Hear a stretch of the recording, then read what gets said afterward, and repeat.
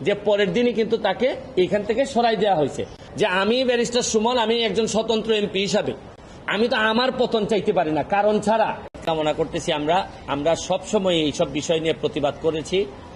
আজকে জানেন যে 6 জন সমন্বয়ক যারা ডিবি অফিসে ছিলেন, এটা নিয়ে অনেক বিতর্ক ছিল যে তাদেরকে কি বাধ্য করা হয়েছে কিনা, তাদেরকে কেন ডিবি অফিসে নিয়ে আটকে রাখা হয়েছে। এই বিষয়ে দু এক জায়গায় আমি কথা বলছি। ও আনঅফিশিয়ালি তারা আমাকে যেটা জানিয়েছেন যে আমি বললাম যে আপনারা চাইলে তো এদেরকে অ্যারেস্ট করতে পারেন, আপনারা তাদেরকে আটকে রাখছেন যে এই অভিযোগ, এই বিষয়ে আপনাদের মন্তব্য কি।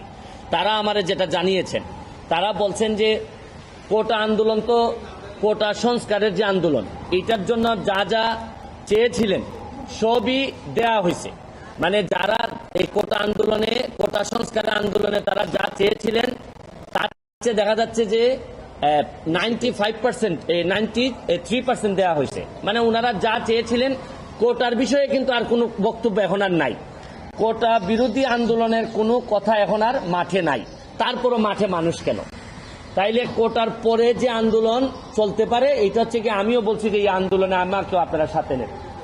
যদিও সাথে নেন কোনটা, এটা হচ্ছে এই আন্দোলন করতে গিয়ে যারা নিহত হয়েছেন, যারা আহত হয়েছেন, তাদের এই প্রক্রিয়াতে কার কার দায় আছে, ভুল হয়েছে কিনা, পুলিশ কি এক্সেসিভ ফোর্স ব্যবহার করছে কিনা, পুলিশ কি এই আনআর্ম যারা তাদের ব্যাপারে গুলি করতে পারে কিনা, এগুলা নিয়ে আপনাদের আলোচনা হইতে পারে। বিচারের আমরা আদালতের দ্বারস্থ হইতে পারি।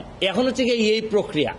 এবং আপনারা জানেন যে কমিশন অলরেডি রংপুরে যাবে, এটার প্রক্রিয়া শুরু হয়েছে। মাননীয় প্রধানমন্ত্রী বলছেন যে এই তদন্ত প্রয়োজনে জাতিসংঘ এসে এটা করুক। আমি এটাকে সাধুবাদ জানাই। এবং আমি আরেকটা কথা বলতে চাই, আপনাদের বিচারের প্রক্রিয়াতে না গিয়ে আপনারা যদি আন্দোলন সংগ্রাম এবং ভাঙচুরে যদি আবার জনসাধারণের শৃঙ্খলা নষ্ট হয় এরকম কাজে যদি জড়িত থাকেন, তাইলে তো রাষ্ট্রের এবং সরকারের এটা রক্ষা করতে গিয়ে আবার শক্ত অবস্থানে যাইতে হবে। এর মানে কি দাঁড়াচ্ছে? আমি স্পষ্ট বলছি যে কোটা সংস্কার আন্দোলনে আমরা একমত। যারা নিহত হয়েছে, আহত হয়েছে, তাদের ব্যাপারে আইনি ব্যবস্থা নিতে আমরা একমত, আমরা সাহায্য করতে চাই। কিন্তু এই আন্দোলনটাকে যদি আপনারা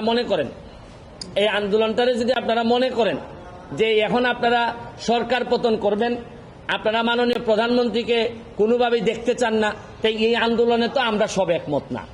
এটা আমি বারবারই বলছি যে আমি ব্যারিস্টার সুমন, আমি একজন স্বতন্ত্র এমপি হিসাবে আমি তো আমার পতন চাইতে পারি না কারণ ছাড়া, বা আমার বিরুদ্ধে অভিযোগ ছাড়া। এখন সরকার পতন মানে তো আমারও পতন আমি চাই। প্রশ্ন হচ্ছে গিয়ে কোটা আন্দোলনের জন্য আসছিলেন, আপনারা সফল হয়েছেন এবং এটা মানতে বাধ্য হয়েছে সবাই, এটা আদালতের মাধ্যমে আসছে। এখন আপনারা বিচার চাইতে পারেন যে কোন কোন জায়গায় অন্যায় হয়েছে।